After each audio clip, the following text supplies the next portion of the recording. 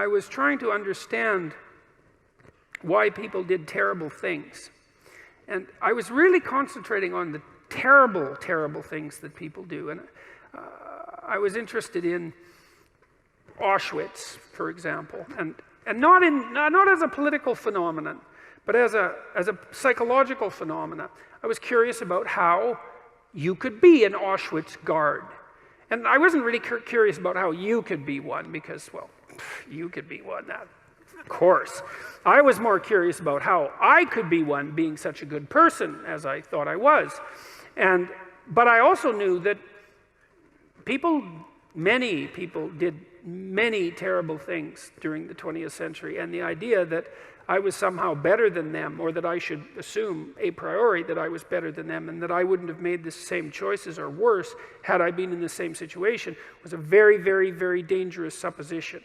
And in fact, a sufficiently dangerous supposition to bring about the very danger that I assumed was worth avoiding. I had this idea, that what had happened, especially in Nazi Germany, but also in the Soviet Union, shouldn't happen again.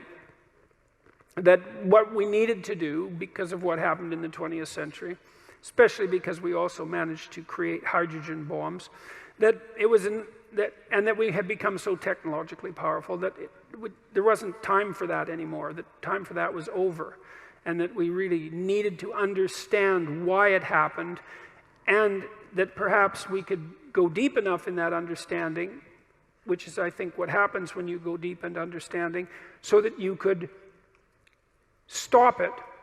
Because if you understand a problem, maybe you can solve it, and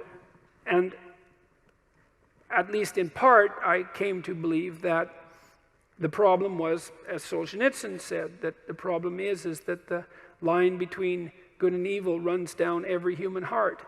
And I was reading Jung at the same time, and he believed that the human soul was a tree whose roots grew all the way to hell, and believed also that in the full investigation of the shadow, which was the dark side of the human psyche, was that it was bottomless, essentially, that it was like an experience of hell. And that also struck me as true. And that the way to stop those sorts of things from happening was to stop yourself from being the sort of person who would do it, who would even start to do it. Because the other thing you learn when you learn about atrocities of that sort, you could read Ordinary Men, by the way, which is an unbelievably great study of exactly this sort of phenomenon. It's on my book list on my website. It's about a group of German policemen who were turned into brutal murderers over a period of months when they went into Poland after the Germans had marched through. And they were just ordinary middle-class men. And they weren't forced into this by their leadership, by the way, either, which is one of the things that makes the book so interesting. So for me, it was a matter of understanding that if we want this sort of thing to not happen anymore, then we have to start to become the sort of people who wouldn't do it, which seems rather self-evident, all things considered, unless you believe that we're the pawns of social forces, for example, like the Marxists do. And I don't believe that, because we're also the creator of social forces. And we're also capable of standing up to social forces, because I would say the individual is more powerful than the social force, all things considered.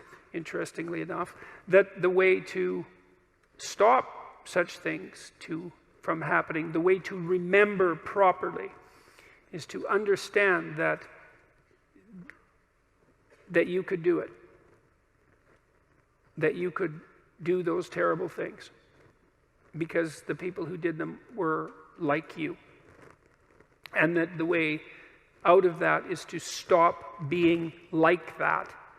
And the way you stop being like that is, well, at least in part, by ceasing to tell yourself lies that you don't believe in, and that you shouldn't act out,